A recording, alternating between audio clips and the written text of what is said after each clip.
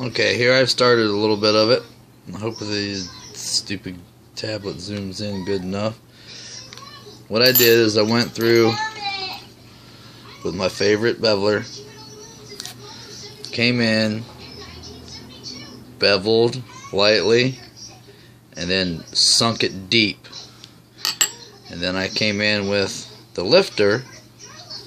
See if I can get a good show of it. See how it goes underneath that lip of that?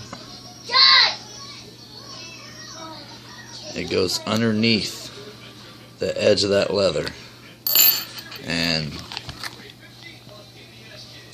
you can see it goes underneath there on both.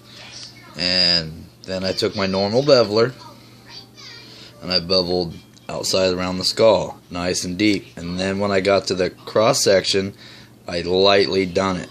And I used my modeling spoon to come in and just kind of help define it a little bit more. So you can see it, but yet it's not beveled away. It's not tooled away. It's still there. And all these little roughenings I'm not too worried about, because I can come in with this modeling spoon here and just like buff it out and help form that a little bit more. See, they're gone. You know what I mean? Most of them are gone. And when I stain this, I'll go with a brown wash stain, just like I would like a black and gray tattoo, and go in with the appropriate darkness of stain and fade it out and brush it. If you make it really watery, it'll soak up, almost like using watercolor. No, it is just like using watercolor paints with using the watered down stain. And it's awesome, some of the effects that you can get. Now what I'll do is I'll come back, since I used the lifter all around the edges, and you can put it in, set it there, hold it firm, and then barely tap it with the mallet, and it'll go in there and it'll lift that and it'll sink under. And then once you get how you want it, check the back. Oh, there we are. That's exactly what I'm looking for, because I really want the edge around that skull to show it's in front, and that is the line that is the darkest. And then this as well, because that's at the top. See, that's at the top. So that's going to show the shadowing under there on that background. That's what's going to show you how deep back in there that is.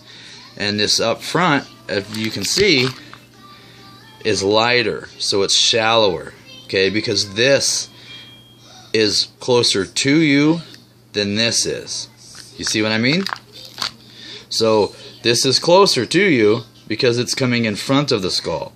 So in theory, you have the thickness of this skull. Y'all know how thick a skull is, you know what I mean?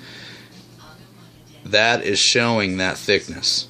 So that is why this is not beveled as deep and lifted as much as this and the skull, because this is what shows the depth.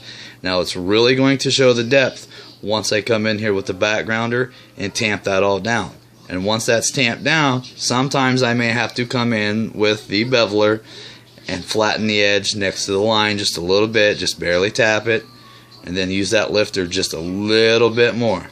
And see, the cool thing about the lifter is when I'm done, I can come back, just kind of graze the line a little bit. You see how it's there? Then I can take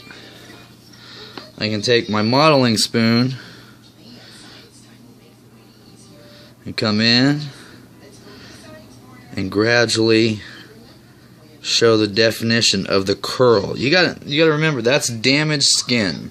So if you've ever seen pictures of like damaged skin, it's got bumps and ripples at the edge because it's been literally ripped and torn.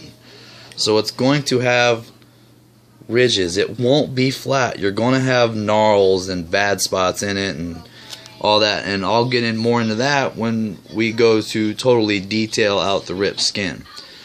But so far it's coming out fairly decent, and like I told you, I came in with a sponge and I only cased the spots that I'm going to tool.